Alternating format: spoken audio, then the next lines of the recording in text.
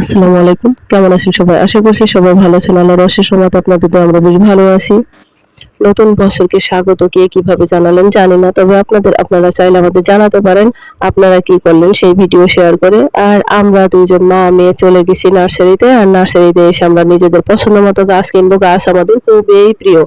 আমাদের না শুধু আমার মনে হয় গাছ অনেকেরই খুব প্রিয়, খুব ভালোবাসার বস্তু। আমার আর আমার মেয়ের গাছ, ফুল, পাখি, প্রজাপতি সব খুব ভালো লাগে। মেয়েটারও ভালো লাগে ঠিক আমার মতো অভ্যাস।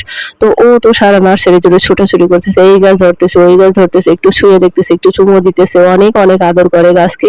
খুব ভালোবাসে। তো ও ওর মতো ঘুরতেছে আর আমি দেখতেছি আমি কি, কি গাছ কিনবো।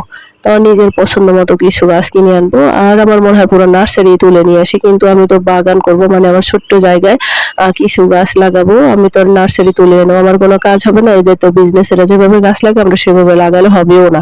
আমার বাড়িতে যতটুকু জায়গা যতটা গাছ প্রয়োজন ততটা অলরেডি হয়ে গেছে। তারপরও আমার ইচ্ছে হয় যে আরো অনেক, অনেক গাছ লাগাই। তো যেসব গাছ নেই এখন আমি সেইরকম কিছু গাছ পছন্দ করলাম আর গাছগুলোর দাম করে নার্সারিওয়ালার থেকে কিনে নিয়ে আসলাম। গাছ আনলেই তো হবে না। এরপরে পালা আমার বাড়ি পরিষ্কার করা। কারণ আমার বাড়িতে সারা বাড়ি জুড়ে গাছও আছে আর ঘাসও আছে। তো সারা বাড়িটা সুন্দরভাবে পরিষ্কার পরিচ্ছন্ন করে গাছগুলো লাগিয়ে দিতে হবে। নার্সারিতে তো গেছি হেঁটে। এখন আসার সময় হয়েছে মুশকিল যে গাছগুলো নিয়ে এসে এতগুলা গাছ এত ভারী আমরা গাছগুলো নিয়ে আসবো কি করে। তো অনেক কষ্টে সৃষ্টে কোনো রকম ভাবে একটা ভ্যান খবর দেওয়া গেল। একটা ভ্যান জোগাড় করে সেই ভ্যানে করে আমরা গাছগুলো নিয়ে বাড়ি চলে আসলাম। এখন বাড়ি আসলেই হবে না। এখন আবার বাড়ি পরিষ্কার করে গাছগুলো লাগিয়ে দেওয়ার পালা। সারা বাড়ি জুড়ে ঘাস হয়ে থাকে। সেই ঘাসগুলো কিষান নিয়ে সারা বাড়ি এ মাথা থেকে ও মাথা যতটা সম্ভব পরিষ্কার পরিচ্ছন্ন করে অনেক কলার চারা ছিল সেই চারাগুলো কেটে ফেলে একবারে মোটামুটি মানে একবারে পরিষ্কার বলতে মোটামুটি রকম পরিষ্কার। কারণ এই যে সব কলা গাছগুলো আমি রেখে দিছি ঘাস তো সব পরিষ্কার করছি। এরপরে যেসব কলা গাছগুলো রেখে দিছি সেগুলো সব কটা গাছেই কলা আছে। তো কলা সহ গাছগুলো কাটতে তো খারাপ লাগবে, মায়া লাগবে, সেজন্য ওগুলো কাটা হলো না। কলা সহ যে গাছগুলো আছে সেটা রেখে বাকি সমস্ত চারা সমস্ত কলা গাছ আর ঘাস পরিষ্কার করে আমি গাছগুলো লাগিয়ে দিলাম। এরপর হলো পানি দেওয়ার পালা।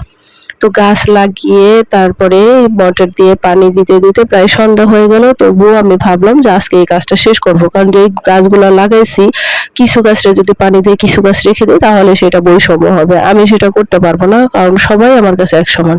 আমি চেষ্টা করতেছি একবারে মানে অনেক কঠোরভাবে চেষ্টা করতেছি সমস্ত গাছগুলারে একসাথে আজকেই পানি দেব।